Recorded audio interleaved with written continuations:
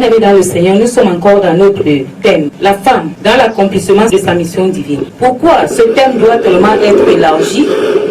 Parce que plusieurs personnes imaginent, disent, comprennent, ont reçu que la femme ne doit rien faire dans le sacerdoce. La femme n'a rien à faire dans l'église de Dieu. La femme n'a pas de place dans le sacerdoce plus particulièrement. Nous allons continuer notre message. Nous avons commencé dans le livre de Genèse. Nous continuons avec ce livre pour arriver quelque part. Et nous comptons sur le Saint-Esprit de Dieu qui continue à nous éclairer des choses afin de nous aider à mieux nous en sortir dans tout ce que nous allons recevoir comme enseignement au nom puissant de Jésus. Que le nom de Dieu soit béni. Amen, amen, amen, amen. Nous allons toucher maintenant l'histoire de Noé. Nous allons prendre certains éléments qui vont nous aider à comprendre encore la volonté cachée de Dieu, que Dieu a préparée pour exposer plus tard, afin de ramener les hommes à comprendre qu'il est Dieu, ne sera jamais un homme. Et il fait ce qu'il veut, comme il veut, quand il veut, et avec qui il veut. Chapitre 5, qui nous parle de la postérité d'Adam par 7 jusqu'à Noé. Le chapitre 6 qui continue à nous parler dans le verset 8, le déluge. Nous allons lire quelques versets et nous allons entrer dans le corps de notre sujet, le sujet du jour. La femme dans l'accomplissement de sa mission divine. Le verset 8. Mais Noé trouva grâce aux yeux de l'Éternel. Voici la postérité de Noé. Noé était un homme juste et intègre dans son temps. Noé marchait avec Dieu. Noé engendra 3 fils, Sem, Cham et Japhet. La terre était corrompue devant Dieu. La terre était pleine de violence. Dieu regarda la terre et voici elle était corrompue, car toute chair avait corrompu sa voix sur la terre. Alors Dieu dit à Noé, la fin de toute chair est arrêtée par devers moi, Dieu, car ils ont rempli la terre de violence. Voici je vais les détruire avec la terre. Fais-toi une arche de bois de gopher. Tu disposeras cette arche en cellule et tu l'enduras de bois en dedans et en dehors. Ceci, c'était juste les recommandations que Dieu avait données à Noé pendant que la terre était remplie du péché. Quand la terre était pleine de péché, c'était une certaine période de la vie après Adam, Ève et toute autre génération qui ont poursuivi. En cette période était le temps de Noé. Comme le verset 8 là-dessus dit. Mais Noé trouva grâce aux yeux de l'Éternel. Voici la postérité de Noé. Il a trouvé grâce aux yeux de l'Éternel. En cette période, Noé marchait dans la vérité. Il n'était pas mélangé dans tout ce qui se passait comme méchanceté dans le monde. Noé, sa femme et ses 3 enfants ainsi que les 3 femmes n'étaient pas dans le péché. Ils étaient mis à part. Pas par un homme, mais par eux-mêmes, mais par le Dieu qui les avait créés, qui avait préparé cela dans son conseil, qui avait préparé cela dans ses entrailles. L'homme n'était pas quand Dieu le faisait. Même Noé lui-même ne savait pas que cela devait passer ainsi. Parce qu'au départ de Genèse, le péché était déjà là. Le mal était déjà là. C'est ce mal qui était rempli dans le monde. C'est ce mal qui animait les hommes. C'est ce mal qui rendait forts les hommes. Nous revenons dans notre thème. Dans tout ce qui se dit et se reçoit et s'entend que la femme n'a rien avec le sacerdoce. Si la femme n'avait rien, Dieu ne devait pas donner une femme à Noé. Dieu ne devait même pas donner une femme aux 3 enfants de Noé. Il devait préparer le temps de Noé parce que Dieu connaît tout ce qui se passe, tout ce qui est présent, passé et futur. Ce que l'homme ne connaît d'ailleurs pas. Dieu ne devait pas préparer les femmes. Il devait juste amener Noé et puis 3 enfants étant les vivants à cette période qui marchaient dans la justice de Dieu, dans l'intégrité et la fidélité. Et après, quand il aura déjà accompli sa volonté pour dégager et détruire le mal, Noé devait rester avec ses fils et continuer à vivre seul.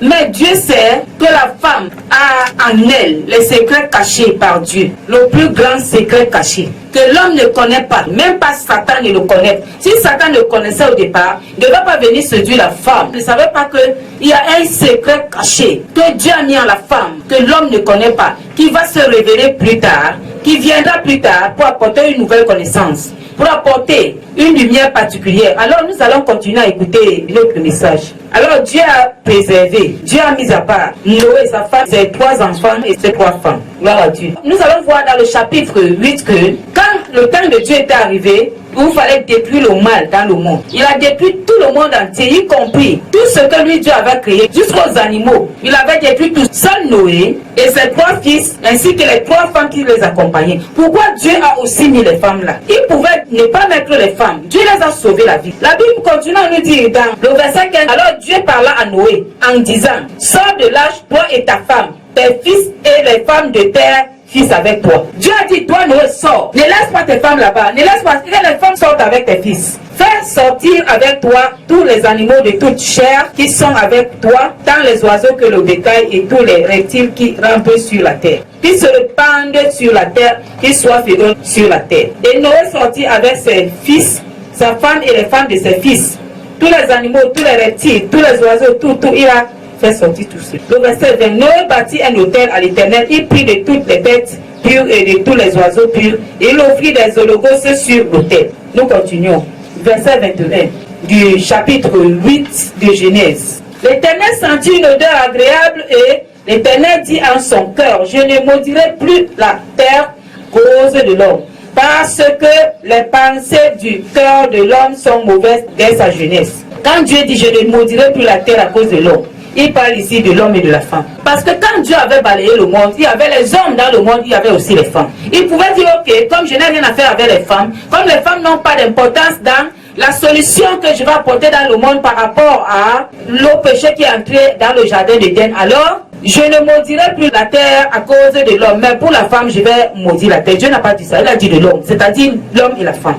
Il revient toujours dans le premier sujet de sa création, l'homme. Cela veut dire l'homme et la femme. Tant que la terre subsistera, les semailles et la moisson, le froid et la chaleur, l'été, l'hiver, le jour et la nuit ne cesseront point. Le chapitre 9, le premier verset. Dieu bénit Noé et ses fils. Et leur dit, soyez féconds, multipliez et remplissez la terre. La bénédiction que Dieu leur donne, c'est une bénédiction qui est commune, c'est-à-dire qui est pour l'homme et la femme. Dieu bénit Noé et ses fils et leur dit, soyez féconds. L'homme ne peut pas être fécond seul. Multipliez et remplissez la terre. L'homme ne peut pas multiplier et remplir la terre seul. Il faut une femme. Comment la femme peut-il manquer dans le plan original de Dieu pour l'accomplissement de la volonté parfaite de l'œuvre de Dieu, que le réveil vienne dans le monde, que les hommes soient sauvés, rachetés? Comment Dieu peut-il mettre la femme à côté? À cause de la femme que tout a commencé.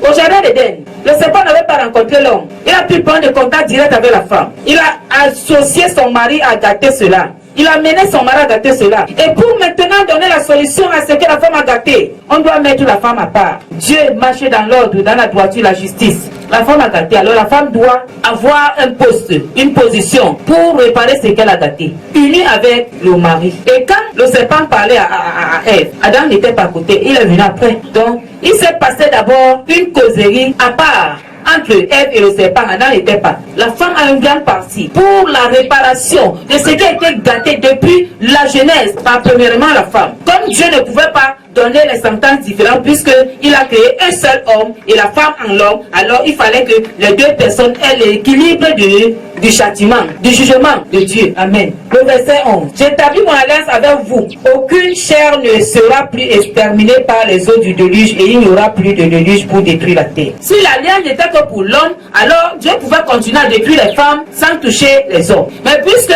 l'alliance était pour l'homme et femme, alors Dieu a conclu l'alliance avec les deux personnes puisque les deux ont participé à la destruction de leur propre vie et la séparation et le brisement de leur relation avec leur Dieu. Alors Dieu va toujours le faire avec l'homme et avec la femme. Et l'alliance n'avait pas un niveau où Dieu a dit je vais faire une alliance à une dimension de la vie, à l'autre dimension de la vie. Non. Quand il dit je ne détruirai plus, alors je vais le laisser vivre. Cela veut dire tous les parties de la vie, mon alliance sera importante, va agir. Mon alliance va intervenir. Quand je vais me souvenir de cette alliance, alors à la dimension où vous serez touché, attaqué, affaibli, je vais intervenir. Béni soit le Seigneur. Dieu veut se relever à la nature. Dieu veut se relever au monde. À l'homme qu'il a créé à son image, il ne pagne pas la femme. Nous retrouvons maintenant une autre dimension de la manière que Dieu veut se relever. Nous retrouvons une autre position, un autre chemin qui est toujours le chemin de Dieu, où Dieu va arriver quelque part pour apporter une connaissance spéciale cachée dans le monde de qui il lui est lui Dieu, de quelle importance il est, de la manière dont il veut que les hommes le comprennent. Alors, lui va toucher maintenant un homme qu'il a préparé et une femme qu'il a préparée pour accomplir son dessein, pour accomplir sa volonté parfaite de l'heure, pour que la lumière d'une certaine connaissance qui était cachée par Dieu lui-même vienne dans le monde. La connaissance du véritable Dieu, de comment le servir à cette époque, à cette étape, de cette manière. Ici, nous allons voir le chapitre 12 de Genèse. Le sous-titre, Abraham son arrivée au pays de Canaan. Abraham, ici, je peux le positionner symboliquement comme Adam. Je prends également Sarai, je la positionne symboliquement comme Ève. Pourquoi les deux se représentent comme si? Nous avons vu que par la suite, Dieu a rendu Sarai stérile. Et nous allons voir après où Dieu a apporté un changement de vie dans l'existence d'Abraham, où Abraham était un homme sans progéniture. Abraham n'avait pas de vie. Il fallait que Dieu change tout en lui. On le représente comme quelqu'un qui est mort par le péché. Le péché était en Abraham, c'est-à-dire la mort était avec lui. Il n'avait pas de progéniture, il n'avait pas d'enfant. Sa femme était stérile, lui-même était limité. Et ce n'était pas un homme qui avait pris sa position idéale que Dieu l'a mené à accomplir sur la terre des vivants. Ce n'était pas un homme qui était à son poste, mais c'était un homme qui vivait simplement, naturellement comme tous les hommes. Maintenant, Dieu veut apporter un changement parce qu'il veut accomplir sa volonté. Il veut accomplir ses desseins. Il veut apporter une autre révélation au monde par ce couple-là. Mais il pouvait le faire uniquement avec Abraham. S'il ne trouvait pas l'importance de la femme, on va toujours voir l'homme et la femme accompagnés. Et chacun va apporter ce qu'il a en lui. Et tout ce que chacun apporte est important pour Dieu, pour accomplir sa volonté, pour apporter à la réparation ce que la femme au départ, par les ruses du diable, a conduit son mari à détruire comme relation d'intimité avec Dieu. Genèse chapitre 13 à partir du verset 14. Promesse de l'Éternel. L'Éternel dit à Abraham, après que l'autre se fut séparé de lui, lève les yeux du lieu où tu es, regarde vers le nord et le midi, vers l'Orient et l'Occident, car tout le pays que tu vois, je le donnerai à toi et ta postérité pour toujours. Je rendrai ta postérité comme la poussière de la terre, en sorte que si quelqu'un peut compter la poussière de la terre, la postérité aussi sera comptée. Amen. Gloire à Dieu. Dieu revient maintenant. Il continue pour arriver au secret qu'il a mis en la femme depuis la Genèse, quand il la formait dans l'intimité, dans son secret. Pour arriver là, il faut utiliser toujours la femme. Abraham seul ne pouvait pas accoucher des hommes. Abraham seul ne pouvait pas avoir une postérité. Pour qu'il arrive à avoir une postérité, il fallait une femme Sarai. Nous cheminons pour comprendre pourquoi la femme a une place dans le sacerdoce. Et le thème de ce message, c'est la femme dans l'accomplissement de sa mission divine. Quand nous continuons maintenant dans Genèse chapitre 17, le nom d'Abraham changeait en celui d'Abraham. Pour que ce nom soit changé, en vérité, il faut que Sarah s'associe à Abraham. Pour que le secret qui est en Sarah, que Dieu avait préservé, sort maintenant. Le secret qui est en la femme. Genèse chapitre 17. Lorsque Abraham fut âgé de 89 ans, l'Éternel apparut à Abraham et lui dit, je suis le Dieu Tout-Puissant, marche devant ma face et sois intègre. J'établirai mon alliance entre moi et toi, et je te multiplierai à l'infini. Abraham tomba sur sa face et Dieu lui parla en disant, voici mon alliance que je fais avec toi, tu deviendras père d'une multitude de nations. On ne t'appellera plus Abraham, mais ton nom sera Abraham. Car je te rends père d'une multitude de nations. Je te rendrai féconde à l'infini, je ferai de toi des nations et des rois sortiront de toi. J'établirai mon alliance entre moi et toi et tes descendants après toi, selon leur génération. Ce sera une alliance perpétuelle, en vertu de laquelle je serai ton Dieu et celui de ta postérité après toi. Je te donnerai à tes descendants après toi le pays que tu habites comme étranger, tout le pays de Canaan, en possession perpétuelle, et je serai leur Dieu. Dieu continue toujours de considérer la femme en l'homme. Quand il donne cette parole à Abraham, puisque Abraham et Sarah sont une seule personne, Dieu a sorti une partie d'Abraham. Il a formé Sarah. Alors quand Dieu revient maintenant, pour que Abraham soit complet, il faut que Sarah entre en connexion, et entre en union, et entre en relation directe avec tout ce que Dieu dit à Abraham, pour que l'accomplissement véritable de la promesse de Dieu s'accomplisse, pour que la volonté de Dieu se manifeste. Il faut que les deux soient unis, soient mis en scène selon le plan de Dieu. Comment pourrons-nous donc dire que la femme n'a pas d'importance dans le sacerdoce? Le problème de Dieu n'est pas ici dans la position des titres. Le problème de Dieu est ici dans la position de ce que Dieu attend de toi, de ce que Dieu a mis en toi, de ce que Dieu a mis en secret dans la femme. De ce que Dieu a mis, c'est ça que Dieu veut que cela se révèle. Ce que Dieu a mis en la femme, c'est ce que Dieu veut que cela se manifeste, se démontre pour que Dieu soit glorifié. Nous allons nous diriger dans l'histoire d'Isaac, qui est le fils de la promesse que Dieu avait donnée à Abraham. Nous retrouvons qu'il doit se marier. Il doit récupérer une femme dans Genèse chapitre 24. Et Isaac demande en mariage Rebecca. Quand nous continuons à marcher, nous allons voir que Rebecca était stérile. Genèse chapitre 25, à partir du verset 19. Genèse verset 19. Les deux fils d'Isaac, Ésaü et Jacob. Le verset 19. Voici la postérité d'Isaac, fils d'Abraham. Abraham engendra Isaac. Isaac était âgé de 40 ans quand il prit pour femme Rebecca, fils de Bethuel, l'araméenne de Badan Aram, et sœur de Laban l'araméenne. Quand Isaac implora l'Éternel pour sa femme, car elle était stérile, et l'Éternel l'exauça. Rebecca, sa femme, devint enceinte. Amen. Quand il a imploré l'Éternel, il dit à Dieu, mais tu m'as donné une femme qui ne accouche pas, il faut que cette femme accouche, parce que c'est important pour moi. Tu m'as béni, tu as béni l'homme, et nous as demandé de nous multiplier depuis la Genèse. Alors, je dois avoir des enfants pour que cette parole s'accomplisse dans mon ménage. La Bible dit que Dieu a exaucé. Le verset 22, les enfants se heurtaient dans son sein et elle dit, s'il en est ainsi, pourquoi suis-je enceinte? Elle alla consulter l'Éternel. Elle est partie consulter l'Éternel. Et l'Éternel lui dit, 2 nations sont dans ton ventre et 2 peuples se sépareront au sortir de tes entrailles. Un de ces peuples sera plus fort que l'autre et le plus grand sera assujetti au plus petit. Le jour où elle devait accoucher s'accomplir, et voici, il y avait 2 jumeaux dans son ventre. Amen. Ce n'est pas celui qui a demandé les enfants à Dieu, Isaac, qui est parti rencontrer Dieu, mais c'est la femme qui portait les enfants, qui est partie rechercher la volonté de Dieu. Qu'est-ce qu'elle doit faire?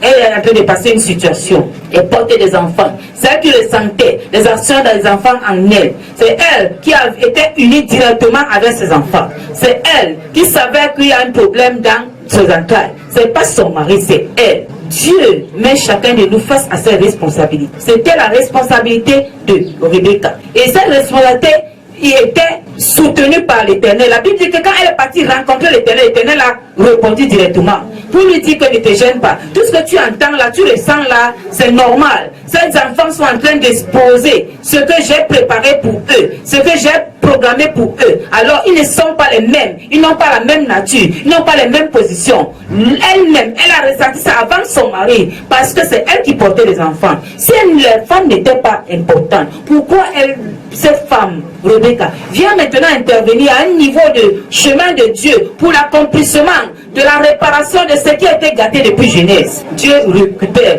cherche encore la femme pour l'unir à l'homme afin que sa volonté soit accomplie. Et la femme maintenant qui a été préparée par Dieu, la femme qui a été disposée pour Dieu, rencontre encore son Dieu pour rechercher la connaissance de ce qui se passe, ce qui ne va pas, qu'elle ne comprend pas, parce qu'elle doit comprendre pour garder la révélation afin qu'elle s'accomplisse. Comment la femme n'a pas d'importance, n'a pas de place dans le sacerdoce? C'est à elle que Dieu a dit ce qui se passe. C'est pas son mari. Dieu gère avec chacun particulier. Quand Dieu était en train de donner la sentence à chacun, il n'avait pas donné la sentence de la même manière. Il a donné à chacun à mériter sa part. Alors quand Dieu vient se servir de la femme, il se sert de la femme comme il a préparé se servir de la femme. Pas comme l'homme, pas comme l'homme entend, pas comme l'homme veut, mais comme Dieu a préparé pour la femme. Et chacun de nous a un service que Dieu a préparé, la manière que Dieu a préparé. Le thème de notre message, c'est la femme dans l'accomplissement de sa mission divine. L'homme a sa mission divine et la femme a sa mission divine. Chacun d'entre eux a sa mission spécifique, particulière, la mission individuelle, divine, avec son Dieu, dans la volonté parfaite de l'homme de Dieu. Matthieu chapitre 1, verset 18. Naissance de Jésus-Christ. Voici de quelle manière arriva la naissance de Jésus-Christ. Marie, sa mère, ayant été fiancée à Joseph, se trouva enceinte par la vertu du Saint-Esprit. Avant qu'ils eussent habité ensemble, Marie était une fille qui est venue dans le monde accomplir sa mission divine, en portant Dieu fait homme, Emmanuel, Dieu avec nous. Marie était une femme mise à part, vierge, qui devait entrer dans le plan divin de Dieu pour la réconciliation des hommes qui ont été séparés, qui ont eu des problèmes dans le chapitre 2 de la Genèse avec leur Créateur, Père.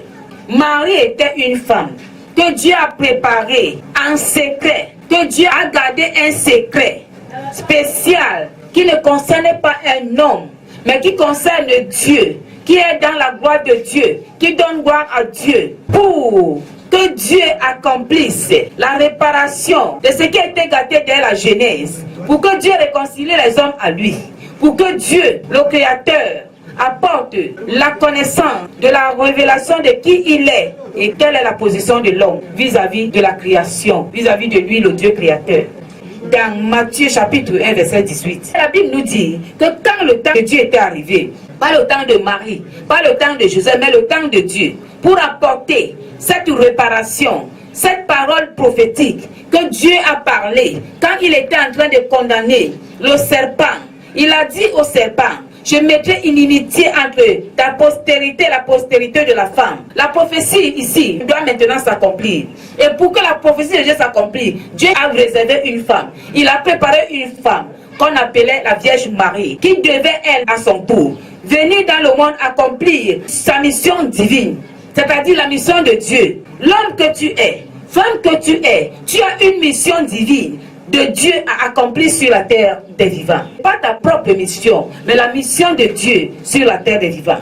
Quand le temps était arrivé, Dieu n'avait pas consulté Joseph, il n'avait pas consulté Adam, il n'avait pas consulté Abraham, il n'avait pas consulté Isaac, il n'avait pas consulté Jacob, mais Dieu est venu directement rencontrer la femme qui a été utilisée par le serpent au jardin d'Éden pour détruire la gloire de Dieu dans la vie de l'homme. Quand le serpent était venu, il n'avait pas affronté l'homme, il a affronté directement la femme, Ève.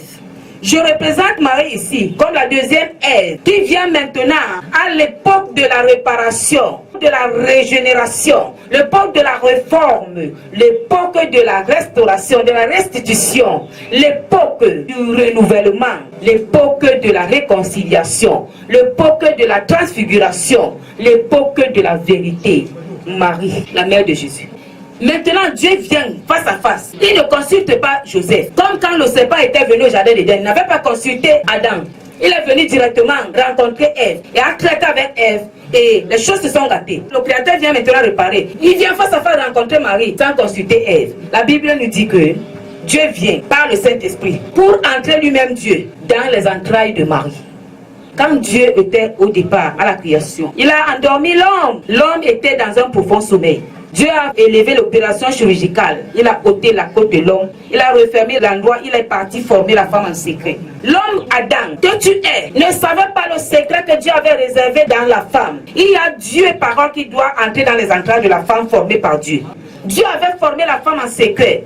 L'homme était réveillé, il avait seulement vu la femme. Il ne savait pas ce qui était caché à la femme. Mais Dieu avait réservé les entrailles de la femme pour entrer lui-même Dieu par la parole. Lui-même Dieu en tant que fils de Dieu. Pour entrer lui-même en tant que créateur. Pour venir dans le monde. Alors, pour que l'homme ne se lève pas pour tourmenter la femme, pour bloquer la femme, pour empêcher la femme d'être disposée, d'être consacrée, d'avoir la paix, à recevoir la parole de Dieu, à recevoir la visitation spécifique de Dieu. Pour que Joseph n'empêche pas Marie de rencontrer ce Dieu avec la paix, avec sincérité, sans tremblement et peur. Pour que Joseph n'empêche pas Marie de recevoir cette parole dans ses entrailles. Joseph pouvait se précipiter pour aller d'abord dévierger Marie, mais Dieu ne l'avait pas permis parce que Dieu avait réservé un secret que l'homme ne connaissait pas. Si l'homme au jour de la création connaissait que Dieu, en formant Marie, a réservé les entrailles de Marie, en formant Ève, a réservé les entrailles de la femme, parce qu'il y aura un secret qui doit sortir, que personne ne doit connaître,